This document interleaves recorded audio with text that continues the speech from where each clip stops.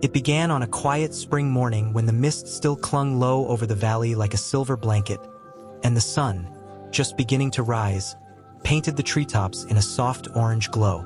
Ryan Cooper stood at the edge of a narrow dirt road, his truck parked beside him, staring out over the land that had changed his life. Below him lay the hidden lake, a wide, still sheet of blue surrounded by tall pines and gentle slopes, its surface calm enough to mirror the clouds above. It looked untouched, peaceful, perfect.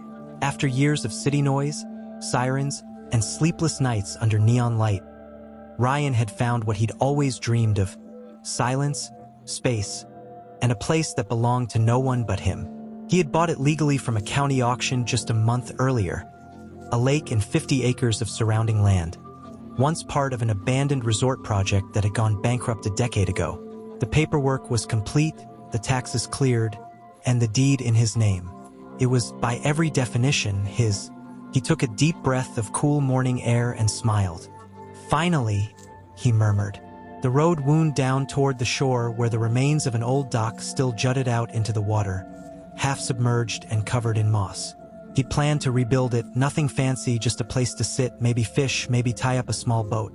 As he pulled the first few planks of lumber from his truck bed, the sound of voices echoed from across the lake. At first, he thought it was hikers or kids, but then 3 people appeared on the opposite shore, walking with purpose. 2 men and a woman, all dressed too neatly for the woods. They crossed the narrow bridge that connected the far side of the lake to the main road and made their way toward him, their expressions sharp, their pace quick. Ryan wiped his hands on his jeans as they approached, the woman in front holding a clipboard against her chest like a weapon. "Excuse me," she said in a clipped tone. "You can't be here." Her voice carried the practiced authority of someone used to being obeyed. Ryan blinked, confused but polite. "Morning," he said calmly. "I think there's some mistake. This property belongs to me." The woman's eyebrows arched as if he'd told a bad joke. "No, it doesn't," she said flatly. "This lake is part of Silver Ridge Estates. It's community property." One of the men behind her, a tall, broad-shouldered man with mirrored sunglasses, crossed his arms. "We've had problems with trespassers before," he said. "You'll need to leave."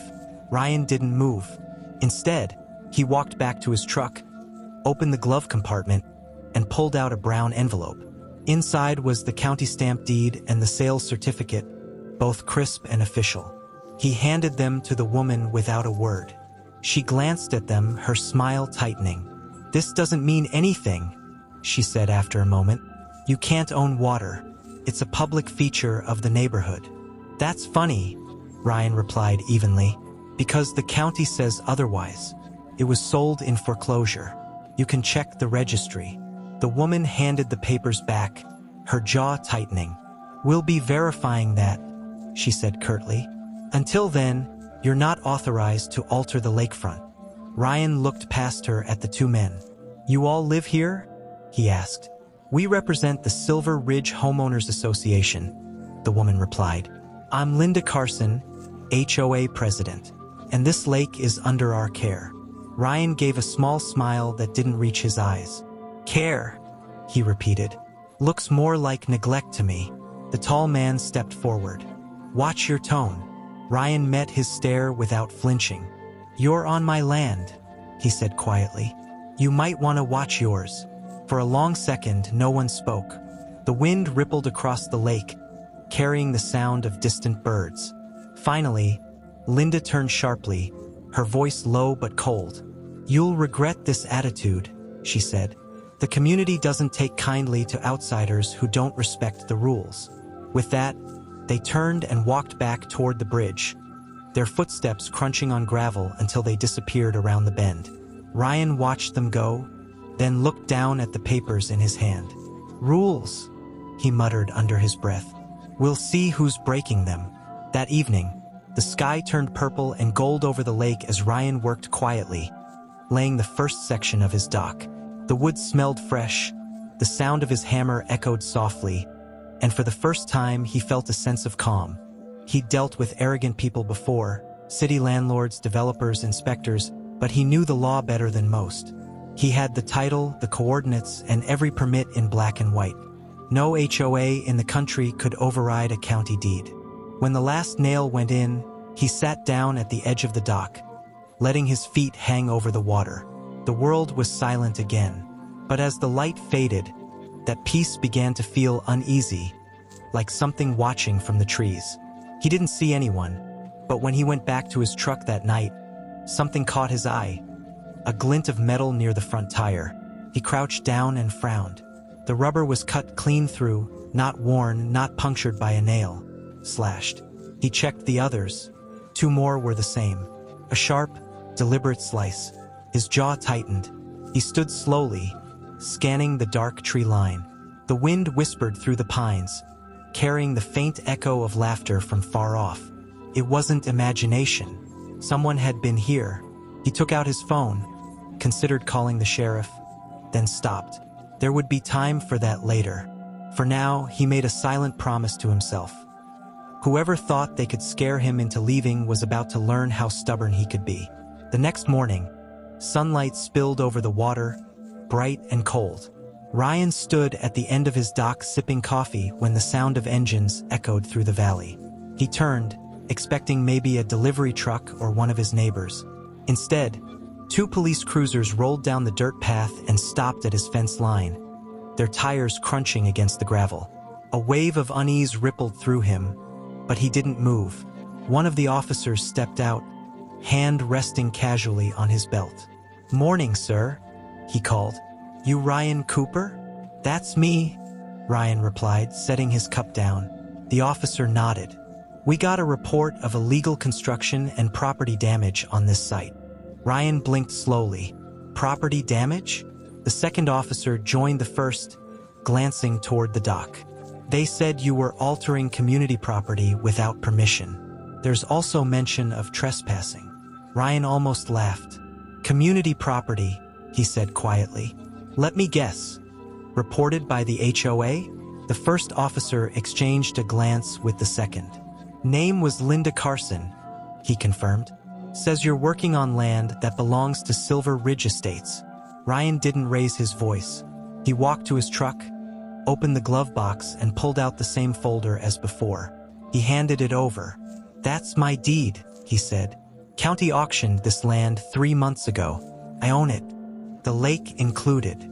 The officer flipped through the papers carefully, his brow furrowing. These look official," he said. "You got ID to match?" Ryan handed him his driver's license. The officer compared it to the name on the deed and nodded slowly. "All right, looks legitimate, but we're going to have to verify with the county clerk." "You do that," Ryan said, folding his arms. "I'll wait."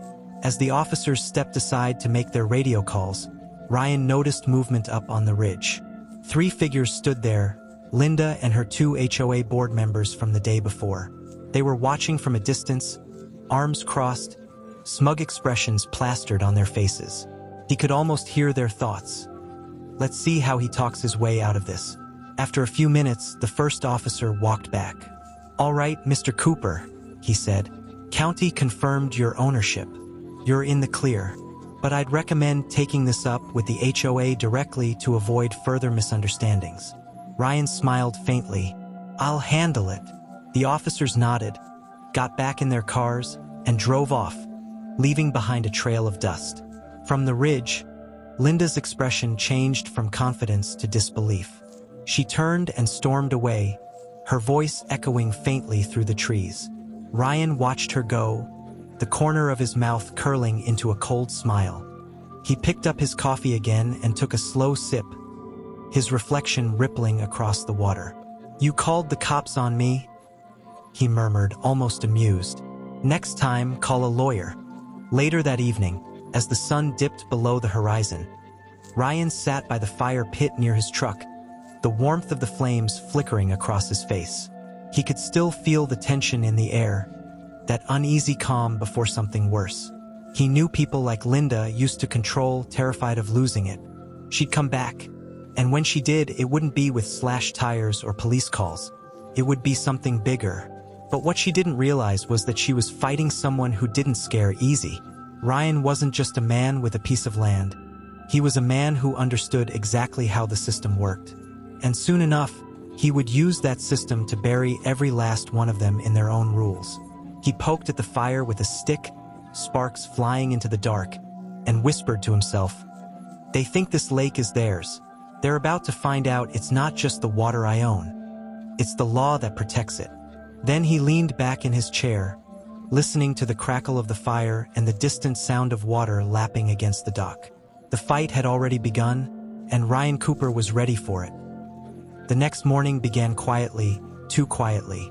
The mist still clung to the surface of the lake, and the air carried that strange stillness that often comes before trouble. Ryan Cooper woke up early, the smell of pine and damp earth filling the air around his truck where he'd slept the night before. The fire from last night had burned out, leaving only a faint curl of smoke rising from the ashes. He stretched, rubbed the sleep from his eyes, and looked toward the dock he'd built. The morning light shimmered across the surface of the water, calm and perfect, but his instincts told him something was off. It was the silence, that kind of silence that hides behind waiting eyes. He took a slow sip of coffee, scanning the tree line, and sure enough, before long, he heard the crunch of tires on gravel. Two vehicles rolled into view, one white SUV with a county seal on the side and another familiar shape behind it. The shiny black sedan belonging to Linda Carson, the HOA president. She stepped out first, heels clicking against the dirt like she was walking into a courtroom she owned. Ryan stayed where he was, calm as ever, the steam from his coffee curling up into the cold morning air. Linda was already talking before she even reached him. "Mr. Cooper," she said sharply, "I warned you that what you're doing here violates community code. You can't just claim an entire lake and build whatever you want on it." Behind her, two uniformed officers stepped out of the SUV, the same ones who had come the day before. "We received another complaint," one of them said, his tone careful, as if he already knew this wasn't going to end smoothly. "Claims of illegal activity and property damage." Ryan set down his coffee cup slowly. "Illegal activity?"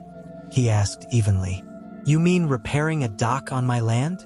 Linda folded her arms, smirking like someone who had already written the ending to the story.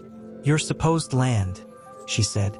"You might have a piece of paper, but the water you're standing next to belongs to the Silver Ridge community.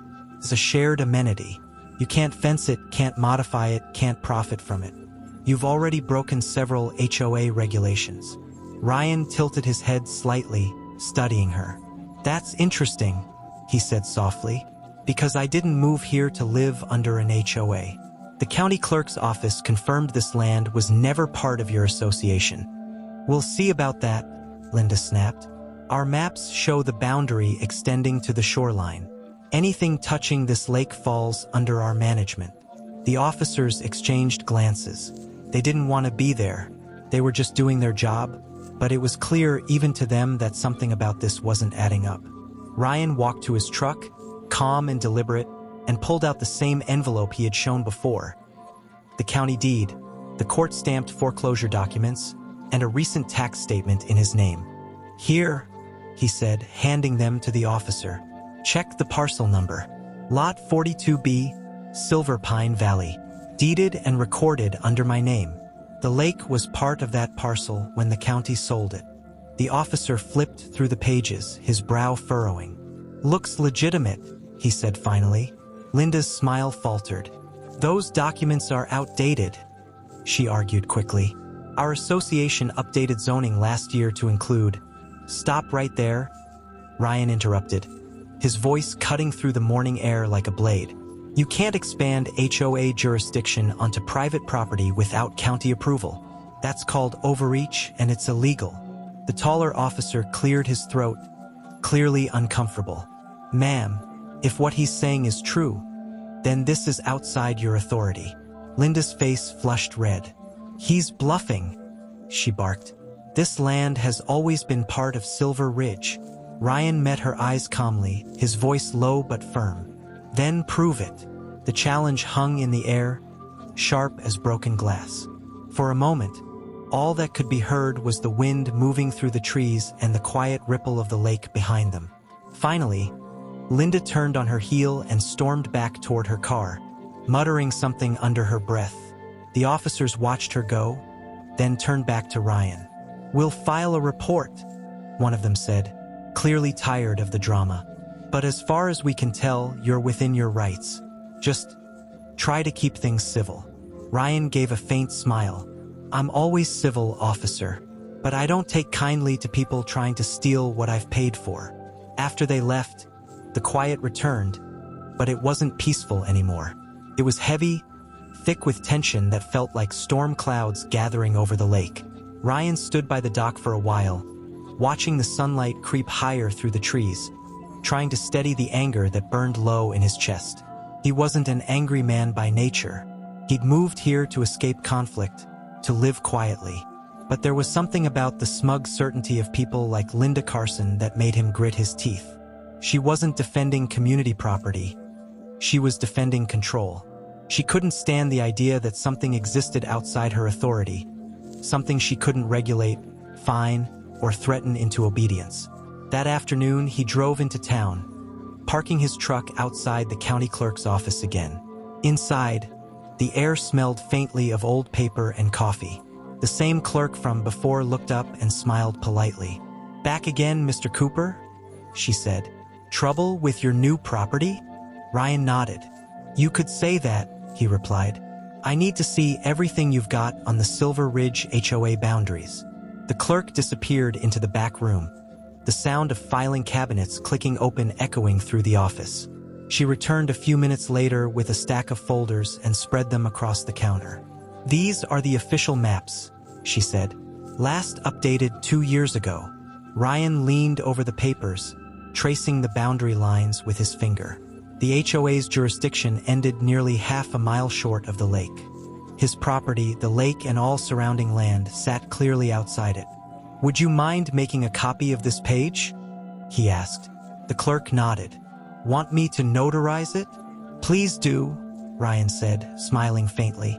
As she stamped the page, she looked up at him with curiosity. "You know," she said, "you're not the first person they've gone after. The Silver Ridge HOA's got a reputation. They've been trying to stretch their reach for years, especially since that developer went bankrupt. But you're the first one with the paperwork to stop them."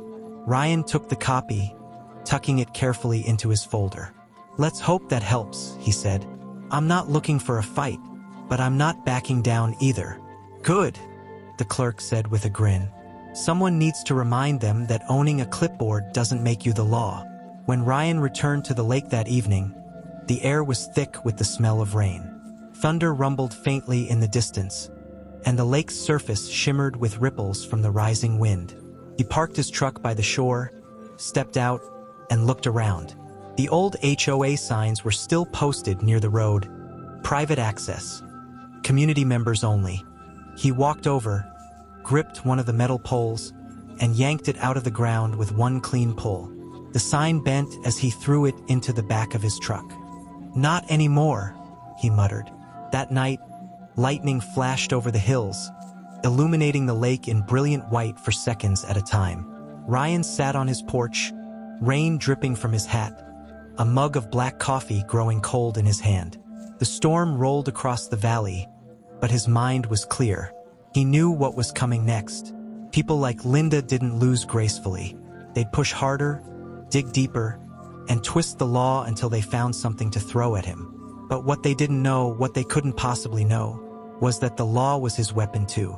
Because this wasn't just about land anymore. It was about the principle that had brought him here in the first place. The belief that peace doesn't belong to those who shout the loudest, but to those who stand the longest. When the storm passed and the first light of dawn stretched across the lake, the world looked cleaner, washed new. Ryan stepped outside, boots sinking into the damp earth, and looked over the water. The reflection of the trees shimmered like glass, and for a moment, it felt like the valley itself was on his side. "You wanted a fight," he whispered toward the other shore where the HOA houses stood in silence. "Now you've got one." He walked back to his dock, the boards still wet under his feet, and looked out over the lake, his lake. What they didn't understand yet was that their rules, their boundaries, and their little threats would all mean nothing soon. because while they had called the cops to scare him, he was about to call something far more powerful. The law itself. By the time the sun rose over Silver Ridge the next morning, Ryan Cooper was already on the road, the hum of his old truck blending with the steady rhythm of his thoughts. The HOA had pushed him too far, and he was done reacting. Now he was going to act. He had spent the night turning over every angle, every sentence Linda Carson had thrown at him, and one thing stood out clearer than the lake's reflection at dawn. They didn't just want control, they wanted ownership of something that didn't belong to them. He had seen that kind of power play before, back in his city days, in boardrooms where greed wore a polite smile. But this time, it wasn't about contracts or money. It was about principle. They thought he'd give in like every other homeowner they'd bullied. But Ryan had one thing they didn't: the patience to fight properly and the knowledge of where to look. He parked in front of the county records office just as the clerk flipped the open sign in the window. The small building smelled of dust, old paper, and the faint scent of coffee. Ryan walked straight to the counter, a folder under his arm, and the clerk, a middle-aged man named Harris, looked up with a familiar smile. "Morning, Mr. Cooper. I was wondering when I'd see you again," he said. Ryan gave a polite nod. "Morning, Harris. I need some help digging deeper into the Silver Ridge HOA. Specifically, their jurisdiction boundaries, permits, and water rights. Anything they've filed over the last 10 years. Harris raised an eyebrow. "Sounds like trouble." "Trouble already found me," Ryan said dryly. "Now I'm finding the truth." Harris disappeared into the back, the sound of squeaking drawers and rustling files echoing down the hallway. After a few minutes, he returned carrying several thick folders bound in rubber bands. He dropped them on the counter with a heavy thud. "That's everything they've filed since 2013. Good luck making sense of it." Ryan smiled faintly.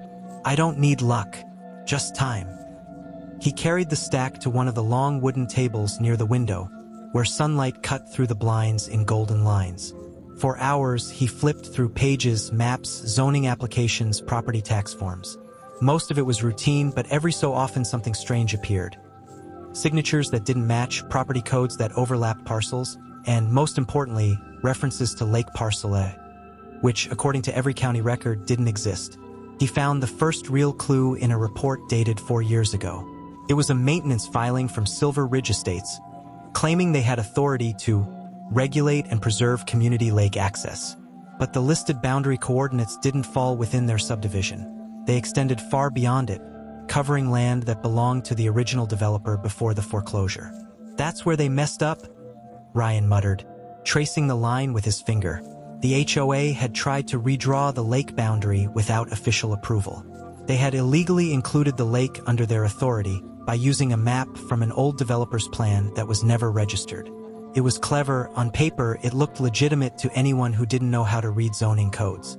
But Ryan wasn't just anyone. He leaned back, scanning the top of the document.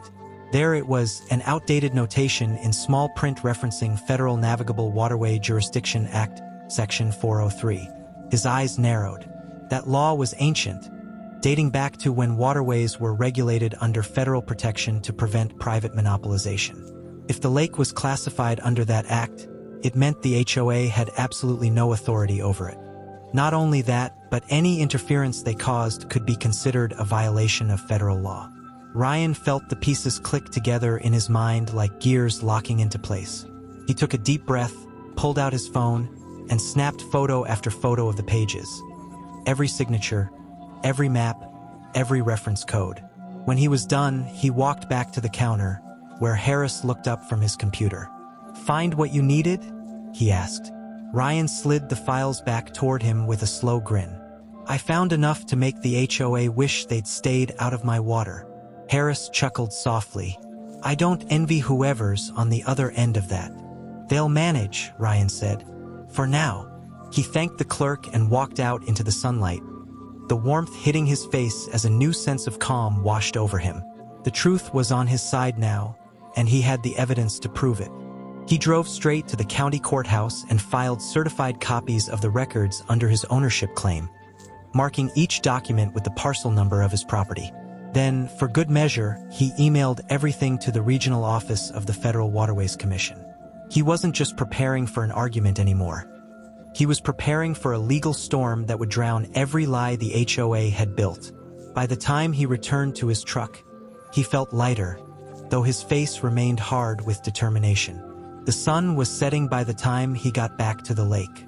The water shimmered orange, reflecting the fire of the dying day, and a soft breeze rippled across its surface. He parked near the dock, stepped out, and stood in silence for a while, listening to the gentle slap of water against wood. This place had been his dream, and now it had become his battlefield, but that was all right. He'd fought worse and won. As he turned to head toward the cabin he was building nearby, something caught his eye. Fresh tire tracks near the edge of the trees, deep in the mud. He crouched down, his hand brushing the grooves. They were from an SUV, maybe the same kind Linda drove. He followed them a few feet until they ended near the waterline. There, on a wooden post, someone had nailed a new sign overnight. Community property, trespassers will be reported. Ryan stared at the sign, the corners of his mouth tightening. They were still playing games. He pulled his hammer from the truck, walked straight to the post, and ripped the sign down with one clean swing.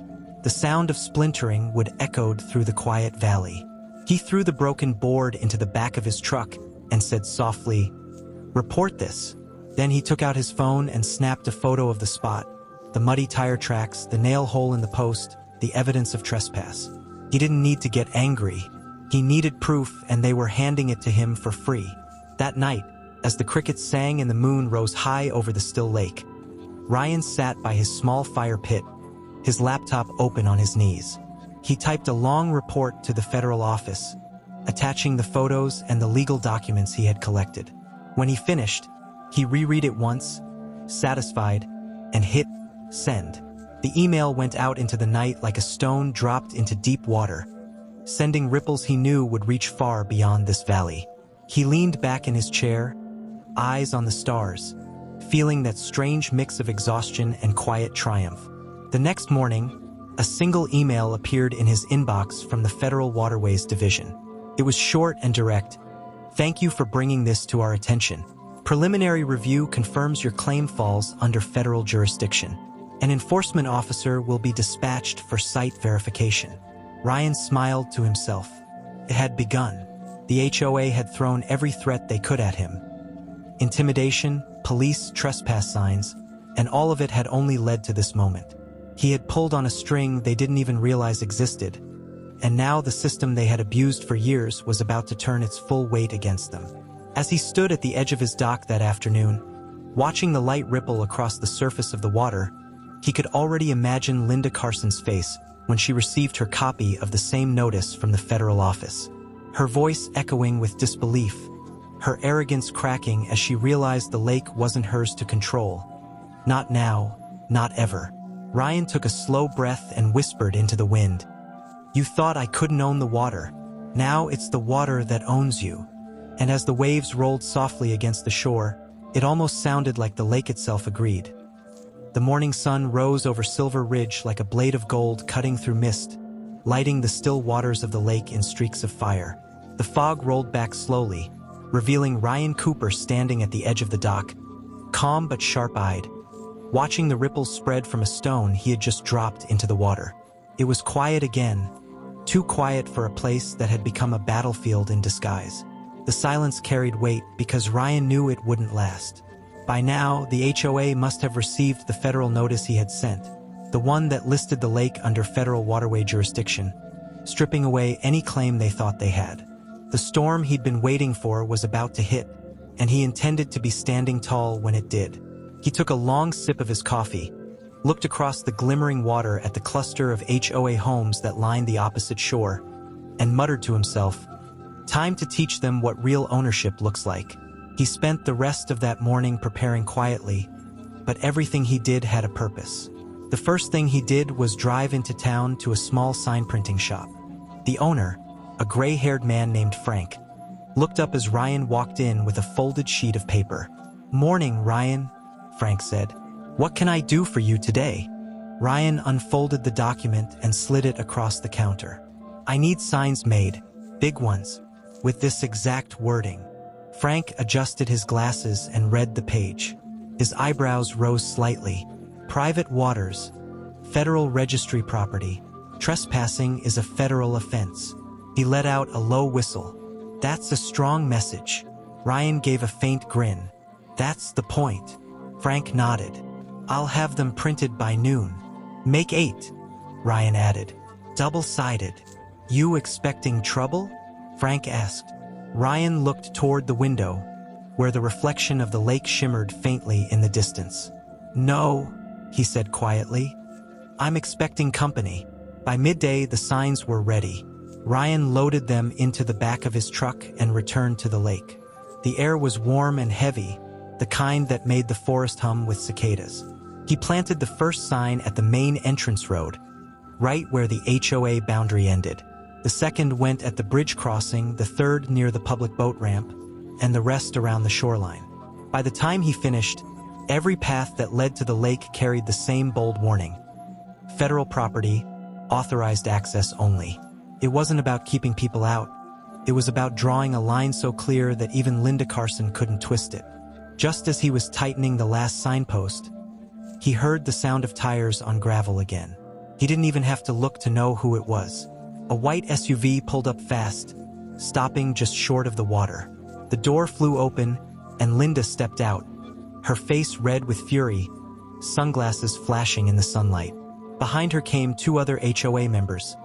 Mark, the tall one with the slicked-back hair, and Gail, the one who handled their legal correspondence. They marched toward him like a small army. What is the meaning of this? Linda demanded, pointing at the nearest sign. You can't just put up federal warnings like you own the place. Ryan turned slowly, wiped the dirt from his hands, and looked at her with calm eyes. I do own the place, he said simply. And as of last week, it's federally registered. You should have gotten the notice. Linda blinked, thrown off for a moment, then forced a laugh that didn't sound confident. You think a few fake signs are going to scare us? You're not above HOA law, Mr. Cooper. That lake belongs to the community. Ryan walked closer, his boots crunching on the gravel, his voice low and steady. No, it doesn't. The federal registry says it's under navigable waterway protection. That means the water and the land beneath it fall under federal jurisdiction. You can't fine me. You can't restrict me. You can't even touch it without violating Section 403 of the Waterway Act. Linda's face froze. She had heard that phrase before, federal jurisdiction, but she didn't understand what it truly meant. Her power came from intimidation and paper threats. The moment someone used real law, she had no defense. Still, she tried. That's nonsense, she said, her voice rising. We've maintained this lake for years. The HOA has historical rights.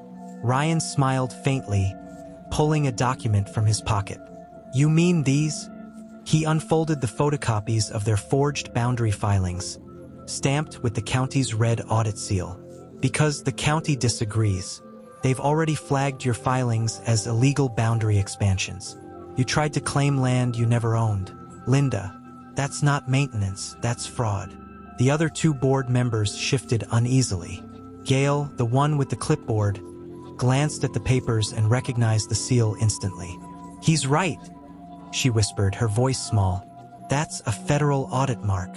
Linda shot her a glare, but it was too late. The words hung heavy in the air. Ryan didn't gloat. He simply stepped aside, gesturing toward the lake. You see that water? That's not a community pool. It's a federally protected ecosystem. Every unauthorized dock, every unapproved drain pipe, every piece of property your HOA built within 50 feet of that shoreline is a violation. You didn't just pick a fight with me, you picked a fight with the government. Linda's jaw clenched. You're bluffing. Try me, Ryan said quietly. Inspectors will be here any day now. They'll start with your illegal storm drains and your precious fishing pier. I'd make sure your board's finances are in order before they start asking for who paid for the construction. For a moment, the only sound was the gentle lap of the lake against the shore. The air between them was electric, heavy with a truth that couldn't be denied. Then Linda turned sharply, her heels digging into the dirt as she walked back toward her SUV. "This isn't over," she hissed. Ryan called after her, "No, it's just beginning." She stopped briefly, her back still to him, and for the first time since he'd met her, she didn't have a comeback. She climbed into her car, slammed the door, and drove off in a cloud of dust. That night, Ryan sat on his porch watching the reflection of the moon shimmer across the lake. The wind rustled the trees gently, and the new signs gleamed faintly in the moonlight. It would have felt like peace if not for the anticipation humming under his skin. He knew what came next. HOAs like Silver Ridge didn't go quietly. There would be emails, meetings, and threats of legal action. But it didn't matter. Every move they made now would lead straight into the trap he had already set. The following morning, the first crack appeared. The HOA sent a letter, an official notice of violation, claiming that his signs were unauthorized and misleading. It was printed on cheap letterhead with their usual arrogance, signed by Linda herself. Ryan read it once, smirked, and placed it neatly into a folder labeled Evidence. Then he drafted his reply. It was short, professional, and devastatingly calm. "Dear Ms. Carson, thank you for your correspondence. As the registered owner of Lake Parcel 42B under Federal Navigable Waterway Protection, your letter constitutes attempted interference in federally managed property. I have forwarded your notice to the regional office for review. Please direct all further communication to them. Sincerely, Ryan Cooper, property owner." He mailed it that afternoon and smiled, knowing exactly what was about to happen. Within 24 hours, the federal office would contact the HOA directly for clarification, and the moment they tried to justify their actions, they'd expose every illegal expansion, every misfiled permit, and every fraudulent claim they'd made for years. The very paperwork they had used to bully homeowners would now become the rope tightening around their own necks. That evening, as Ryan stood by the water, a storm began to roll in from the west. Dark clouds gathered over the lake, the first drops of rain striking the surface like tiny sparks. He watched the waves rise and whispered, "Let it rain." The wind picked up, the sky flashed, and thunder rolled over the valley like a promise. The trap was set, and soon, every ounce of arrogance that had driven Linda and her HOA to his doorstep would come crashing down, drowned not by anger or revenge, but by the calm, unstoppable force of the law itself. The storm that rolled in that night didn't just bring rain, it brought the beginning of the reckoning. By morning, the clouds were still heavy, hanging low over the valley like a warning. The lake looked different now, its calm surface broken by streaks of wind and ripples that shimmered under the gray sky. Ryan Cooper stood by the window of his cabin, coffee in hand, watching the rain fall in sheets against the water. He wasn't worried. Storms didn't bother him. He'd weathered far worse in his life. But this one wasn't about thunder. It was about power, and he could feel it brewing not in the sky, but across the ridge, inside the walls of the HOA boardroom where panic had begun to set in. The trap was working. By mid-morning, the emails started pouring in. First came one from the county clerk's office, confirming that the Federal Waterway Enforcement Division had officially opened an investigation into the Silver Ridge HOA's management of the lake and surrounding land. Attached was a copy of the notice sent directly to the HOA board, a formal inspection order listing 7 violations under federal jurisdiction.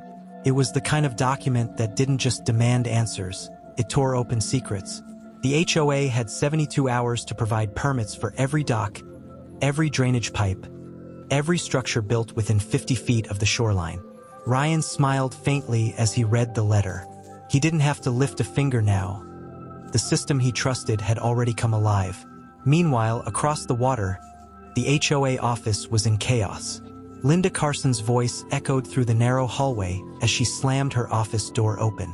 "Everyone in the conference room now," she barked. Her assistants jumped, scrambling to follow her. The usually pristine meeting room was a mess of papers, coffee cups, and panicked faces. Mark, her vice president, was pacing near the window while Gail sat at the table flipping through old binders, searching for something. Anything that could prove they were right.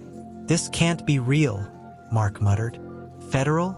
We've never had federal eyes on us before." Gail's voice was small. "They're demanding inspection reports for structures that were never, actually inspected. Then make them up? Linda snapped, her tone sharp with desperation. We've done it before. Gail's hands froze on the papers. Not this time, she whispered. If this goes to court, that's forgery. Linda glared at her. It's called protecting the community. No, Gail said, finally looking up. It's called digging a deeper hole. By noon, county vehicles began appearing near the lake. Unmarked white trucks parked along the narrow access road. Inspectors in reflective vests stepped out, carrying clipboards and cameras. Ryan watched them from a distance, leaning against the hood of his truck with quiet satisfaction. He didn't approach them, he didn't need to. They were there to do their job, and every question they asked the HOA would be another nail in the coffin of their corruption.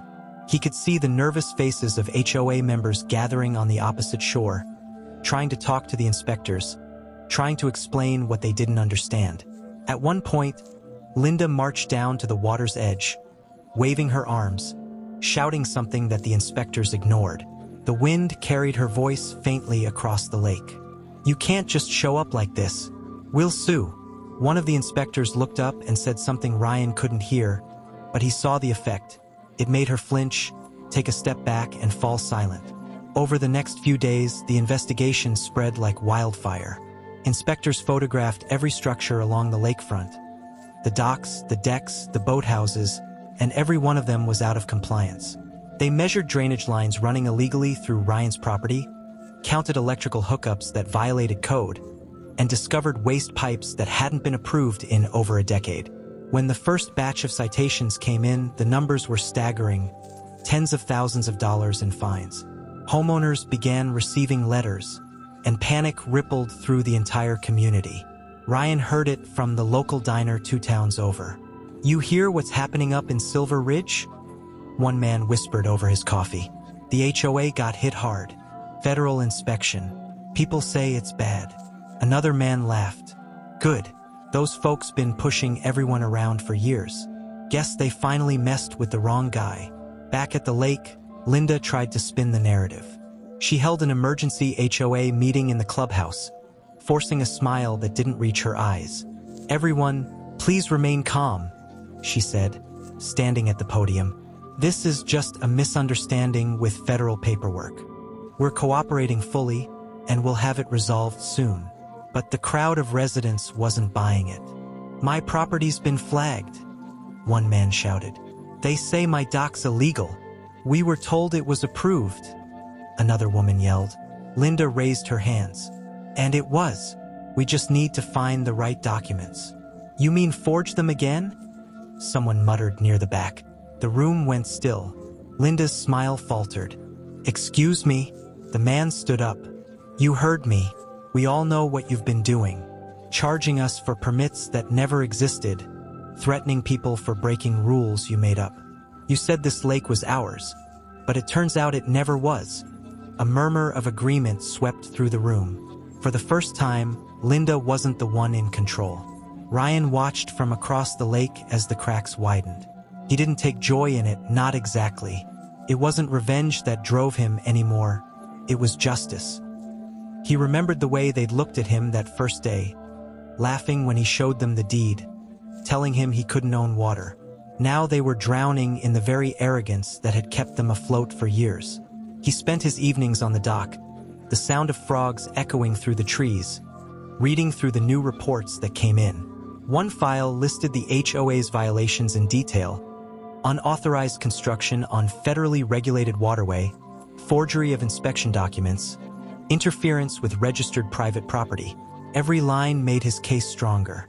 He wasn't just defending his right to peace. He was exposing a system built on intimidation and greed. A week later, things got worse for the HOA. The county suspended their development license pending the outcome of the investigation. Contractors refused to work for them, banks froze their community account, and homeowners began filing their own complaints. Linda tried to call an emergency board session, but half her members had resigned. The others stopped answering her calls. She drove to Ryan's lake one afternoon, her SUV tires crunching over the dirt road like thunder. He saw her coming but didn't move. She stopped near the dock, stepped out, and stood in the rain, her once proud posture now slumped, her voice hoarse. "Are you happy now?" she said, her words barely audible over the drizzle. Ryan looked at her, calm as the water behind him. "No," he said, "but I'm done being silent." Linda took a shaky breath, rain running down her face. "You destroyed everything. The community's falling apart. You brought the government into this." Ryan's gaze didn't waver. "No, Linda, you did that when you tried to steal what wasn't yours." She opened her mouth to speak, but nothing came out. For a long moment they just stood there, the woman who thought she ruled the lake, and the man who actually owned it. Then she turned, got back in her car, and drove away without another word. That night, Ryan walked along the shoreline, the moon breaking through the clouds in pale silver light. The water was calm again, the reflection of the stars clear and still. He could hear distant sounds, maybe an argument, maybe the faint hum of a generator shutting down across the ridge. But he didn't care. The battle was ending, and he had won it without shouting, without threats, without breaking a single rule. He'd done it the way he always knew he would, with patience and proof. As he reached the edge of his dock, he stopped, looking out at the water that had caused so much chaos. It was quiet again, almost peaceful, as if the lake itself was sighing in relief. He smiled faintly and whispered, "They said I couldn't own water. Now the law says otherwise." The ripples spread softly from where he stood, carrying his words into the dark. The morning after Linda's breakdown, the air around Silver Ridge carried a strange stillness, the kind that only comes after a long storm. The sun rose clean and sharp over the lake, turning the water into liquid gold. But beneath that calm beauty, chaos was spreading fast across the HOA board. The inspection reports had arrived in full, and they were worse than anyone could have imagined. The federal officers had documented over 60 separate violations. Unauthorized shoreline modification, unlicensed drainage construction, environmental contamination, even misuse of collected HOA fees for maintenance projects that never happened. Every one of those violations came with fines so steep that they could bankrupt the entire association. And at the center of it all was one man's complaint. Ryan Cooper's claim, backed by law, fact, and evidence. Ryan woke early, poured himself black coffee, and sat on the porch of his cabin overlooking the lake. The mist was thin now, curling lazily over the surface like smoke from a dying fire. His phone buzzed on the table beside him, another email from the county. He opened it, scanned the words, and smiled faintly. It was official. The Silver Ridge HOA had been placed under federal administrative review, and their president, Linda Carson, was suspended pending investigation. A government seal was stamped at the bottom of the notice, along with the signature of the enforcement director. It was over. Not the quiet kind of over, but the kind that shakes foundations and rewrites rules. Ryan leaned back in his chair, taking a slow sip of his coffee as the weight of it sank in. He had started this fight alone, and now he had the law standing behind him like a mountain. Across the ridge, Linda's house was a mess. Stacks of papers covered the table, her phone ringing nonstop as reporters began calling. "Ms. Carson, can you comment on the investigation? Is it true the HOA misused community funds? Did you authorize the destruction of private property?" Every question felt like a nail in a coffin she couldn't close. She'd built her life on control, running the community like a queen issuing orders from a glass throne. But now the glass was cracking, and everyone could see through it. The members she'd once bullied were turning against her, demanding answers she couldn't give. She tried to call Mark, her vice president, but his number went straight to voicemail. She tried Gail next, and the line disconnected mid-ring. She stood there in her kitchen, staring out at the lake she'd once thought she owned, and for the first time in years, she felt something she never had before: fear. Meanwhile, on the far side of the lake, Ryan was busy meeting with two federal officers. They'd arrived that morning in a white SUV, carrying clipboards and camera equipment. "Mr. Cooper," one said, shaking his hand, "we just want to thank you for bringing this to our attention. We don't often get clear-cut cases like this." The other officer nodded. "Your documentation was thorough. You understand property law pretty well." Ryan gave a small smile. "Used to work in infrastructure," he said simply. "Spent years writing compliance reports. Guess it finally came in handy." The officers chuckled. "Well, your case exposed a lot. The HOA's been overstepping for years, not just with you. Turns out they've been draining funds from homeowners under false permits." "That doesn't surprise me," Ryan said. "They acted like the law didn't exist." The officer jotted a note. "It exists now," he said, half grinning, "and it's about to bite back." As they walked along the shoreline, Ryan showed them the spots where the HOA had installed pipes, cut trees, and laid hidden drainage lines. The officers took pictures, measured boundaries, and confirmed everything. When they were done, one of them turned to him and said, "You're going to want to be in town tomorrow. There's a hearing with the county board and the state environmental commission. They're calling it an emergency review." Ryan nodded, his face unreadable. Wouldn't miss it. That night he barely slept. Not because of nerves, but because of the strange quiet satisfaction that came when you knew something was finally going to end. He sat by the dock, watching the reflection of the moon dance across the water, thinking about how this all started. It had begun with one conversation, one accusation that he couldn't own water. That simple arrogance had pulled a thread, and now the whole tapestry of lies was coming apart. He didn't hate Linda, he didn't even pity her. She was just another person who thought rules were meant for everyone else. But this time, the rules had come home to her doorstep. The next morning, the county courthouse was packed. Homeowners from Silver Ridge filled the seats, reporters lined the back wall, and federal officers stood near the front with their files open. Ryan took a quiet seat near the back, his hat pulled low, watching as the board called the meeting to order. Linda was there too, her face pale and tight, her hands trembling as she tried to look composed. When the chairperson spoke, the room fell silent. "We are here to address multiple violations filed against the Silver Ridge Homeowners Association," she began. "We will hear statements from both the complainant and the board representatives." Linda's lawyer stood, sweating under the fluorescent lights, and began to read a prepared statement. "My client maintains that any boundary confusion was the result of outdated maps and not intentional misconduct."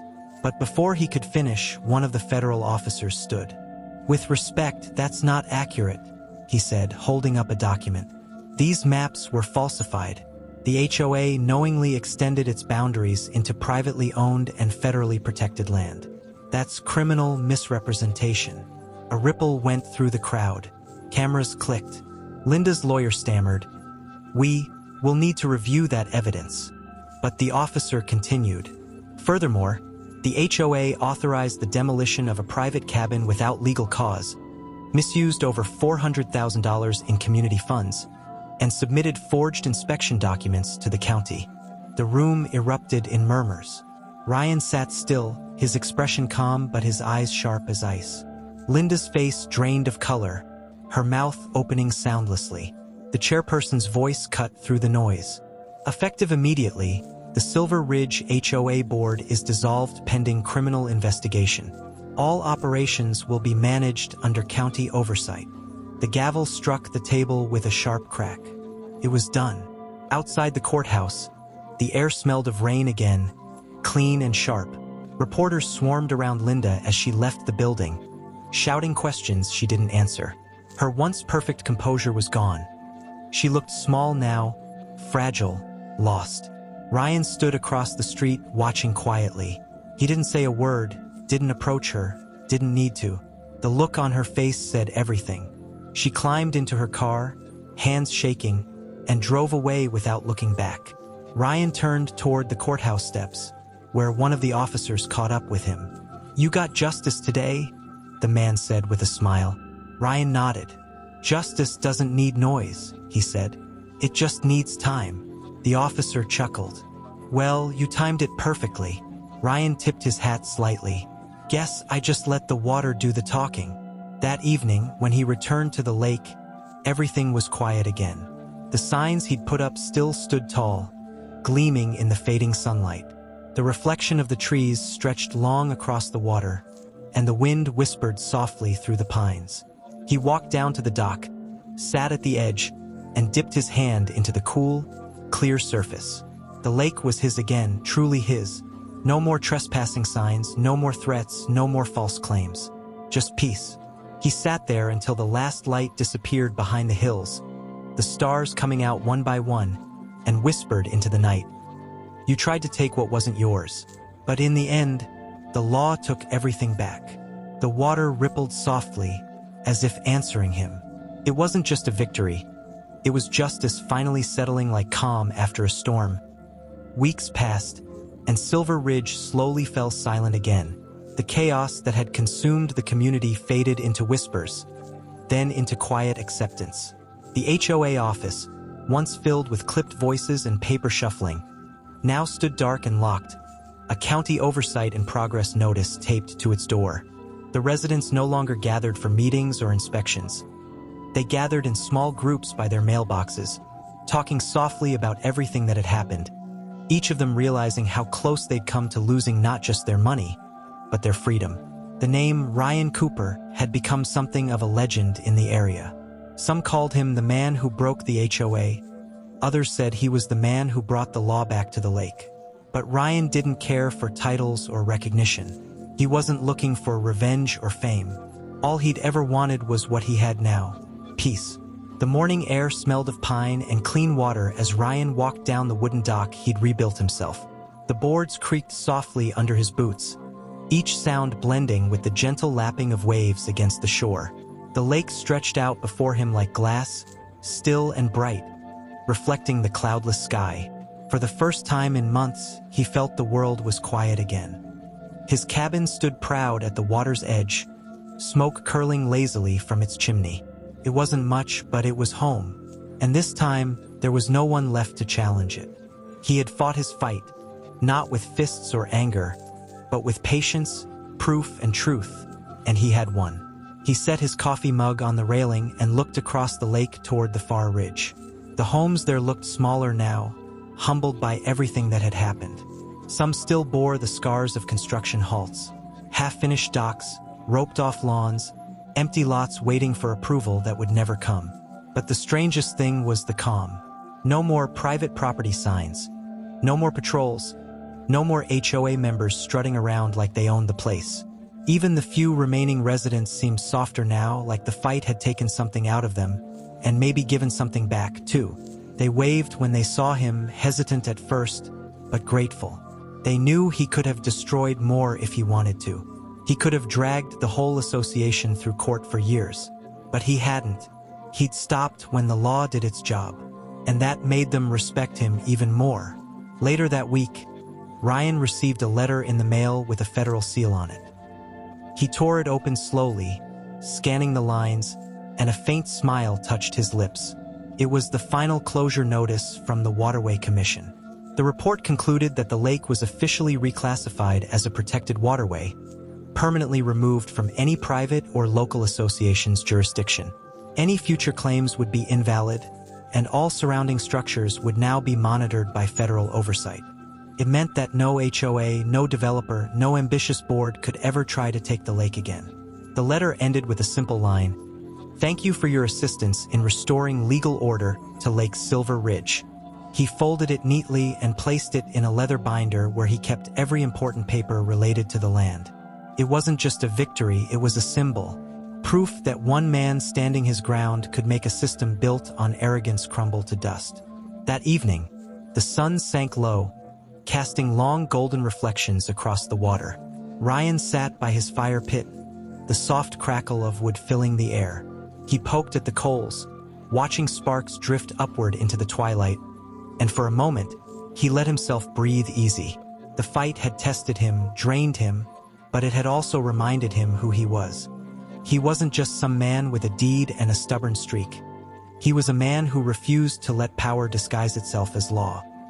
He looked out at the lake, the surface calm, the ripples catching the last light of day, and said softly, "They said I couldn't own water, but it wasn't about ownership, it was about respect. For land, for law, for what's right." The fire popped, almost like it was agreeing with him.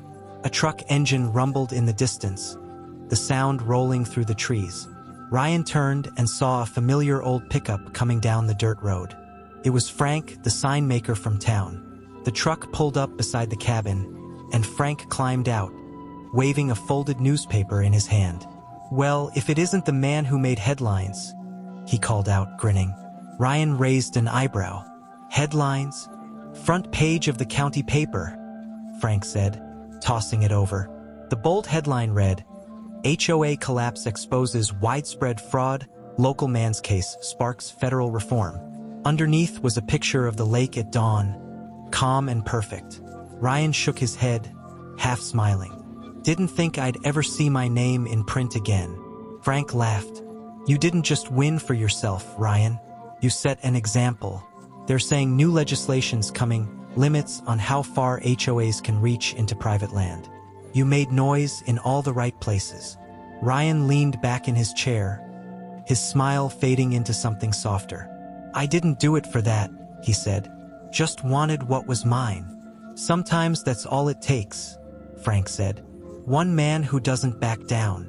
After Frank left, Ryan sat for a long time, watching the fire die down, the night folding in around him.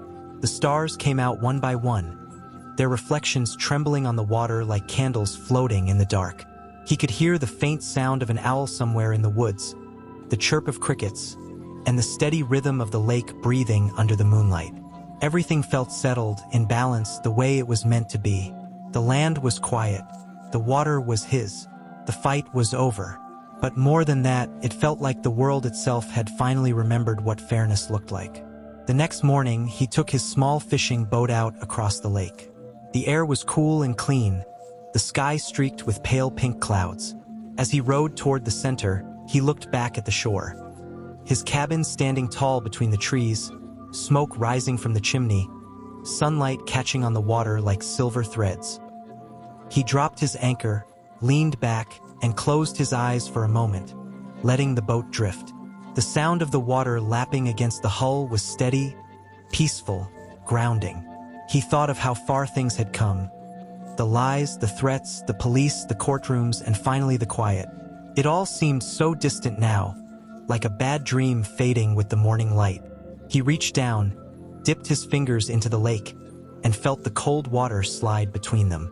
The same water they once said he couldn't own, the same water they tried to take away. But now it wasn't about owning, it was about knowing that no one could ever take it from him again. He smiled faintly, whispered to himself, "Let them call the cops again if they want.